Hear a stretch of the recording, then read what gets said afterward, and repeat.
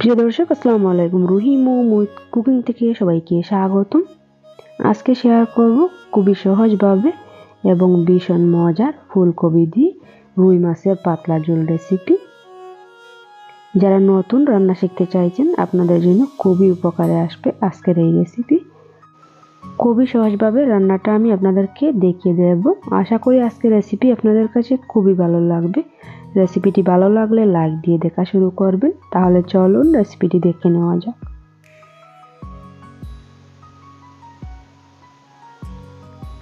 প্রথমে চুলায় একটা কড়াই বসিয়ে নিয়েছি। কড়াইটা প্রথমে খুব ভালো করে গরম করে নিয়েছি। এরপর দিয়ে দিচ্ছি পরিমাণ মতো সয়াবিন তেল।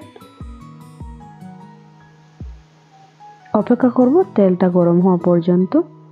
তেলটা ভালো করে গরম করে নিয়েছি। এবারে দিয়ে দিচ্ছি ম্যারিনেট করে রাখা রুই মাছ।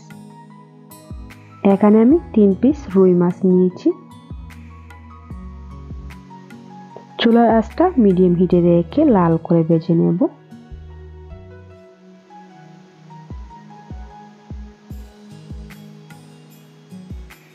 এবারে মাছের পিসগুলি উল্টে দিয়েছি।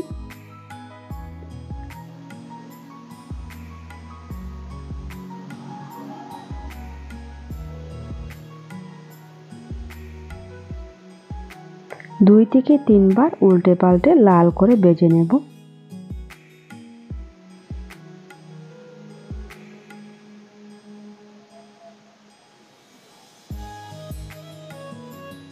দেখুন আমার মাছের পিসগুলি লাল করে ভেজে নেওয়া হয়ে গিয়েছে। এবারে তেল থেকে উঠিয়ে নেব।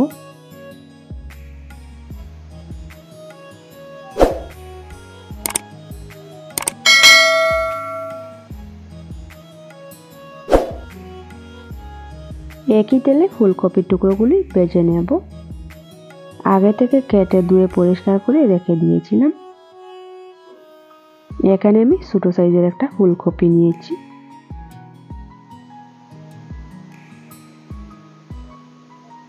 উপর থেকে দিয়ে দিচ্ছি সামান্য পরিমাণে হলুদের গুঁড়া আর সামান্য পরিমাণে লবণ। এবারে সবগুলি উপকরণ ভালো করে মিশিয়ে নেব।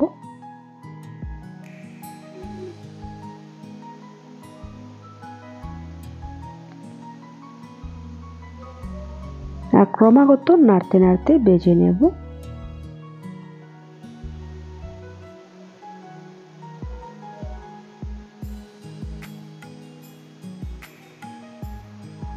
ফুলকপিগুলি ভাজা হয়ে গিয়েছে। এবারে উঠিয়ে নেব।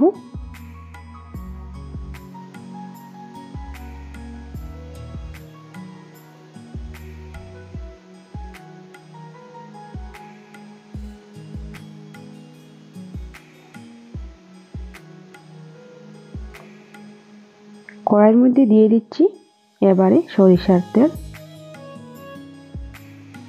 পরিমাণ মতো সরিষার তেল দিয়ে দিয়েছি।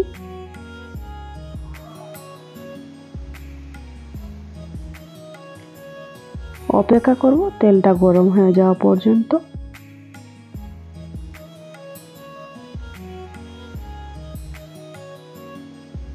এবারে দিয়ে দিচ্ছি বড় সাইজের একটা পেঁয়াজ কুচি। 2 থেকে 3 মিনিট আমি পেঁয়াজটা ভেজে নেব।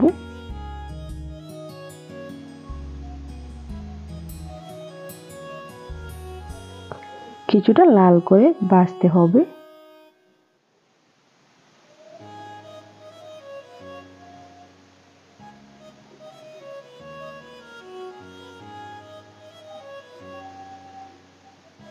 এবারে দিয়ে দিচ্ছি হাফ চামচ রসুন বাটা।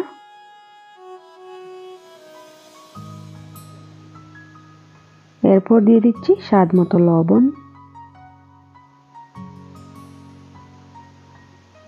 এরপর দিয়ে দিচ্ছি 1 চা চামচ শুকনো লঙ্কার গুঁড়া, হাফ চা চামচ হলুদের গুঁড়া আর সামান্য পরিমাণে ভাজা জিরার গুঁড়া আর সামান্য পরিমাণে ধনিয়ার গুঁড়া।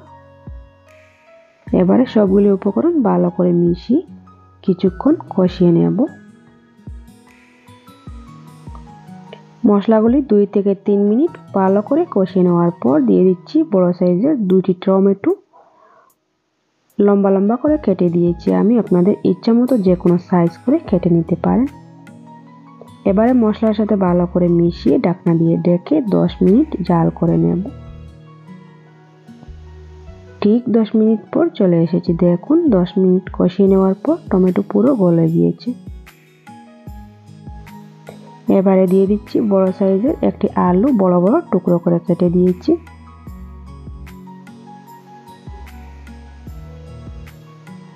আলুটা ভালো করে মশলার সাথে মিশিয়ে ঢাকনা দিয়ে ঢেকে জাল করে নেব 10 মিনিট।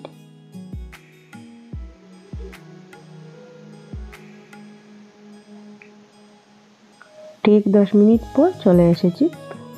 ঢাকনাটা তুলে আলতো হাতে নেড়েচেড়ে আবারও ঢাকনা দিয়ে ঢেকে দেব।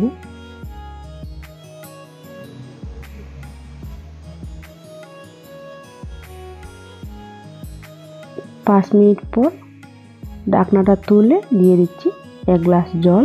উষ্ণ গরম জল দেওয়ার চেষ্টা করবেন অবশ্যই।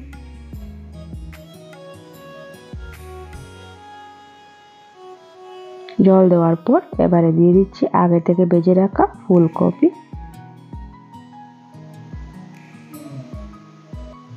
ফুলকপি দেওয়ার পর ঢাকনা দিয়ে ঢেকে জাল করে নেব 20 মিনিট। ঠিক 20 মিনিট পর চলে এসেছি। দেখুন ফুলকপিগুলো পুরো সিদ্ধ হয়ে গিয়েছে। এবারে আলতো হাতে নেড়েচেড়ে দিয়ে দিচ্ছি আগে থেকে ভেজে রাখা মাছ।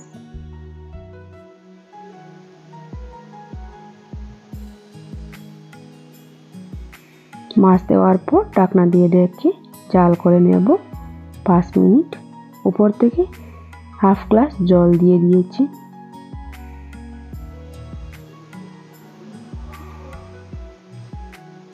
রেসিপিটি ভালো লাগলে লাইক, কমেন্ট এন্ড শেয়ার করতে ভুলবেন না। আর আমার চ্যানেলে নতুন বন্ধু হয়ে থাকলে অবশ্যই চ্যানেলটা সাবস্ক্রাইব করবেন। যারা নতুন রান্না শিখতে চাইছেন আপনাদের খুবই কাজে আসবে আজকের এই রেসিপি। দেখুন রান্নাটা আমার পুরোপুরিভাবে হয়ে গিয়েছে। এবারে উপর থেকে দিয়ে দিয়েছি ধনেপাতা কুচি বেশ কিছুটা। ধনেপাতা দেওয়ার সাথে সাথেই ঢাকনা দিয়ে ঢেকে দেওয়ার চেষ্টা করবেন, এতে খুব সুন্দর একটা গন্ধ চলে আসবে। চুলাটা বন্ধ করে নিয়েছি। এবারে চুলা থেকে নামিয়ে পরিবেশন করে দেখিয়ে দেব। ফুলকপির তরকারি আমার পুরো রেডি। দেখুন আমি পরিবেশন করে নিয়েছি। খেতে হয়েছে অসাধারণ। আপনারা একবার হলেও বাসায় ট্রাই করে দেখবেন, আপনাদের খুবই ভালো লাগবে। আজকের মতন এখানেই বিদায় নিচ্ছি।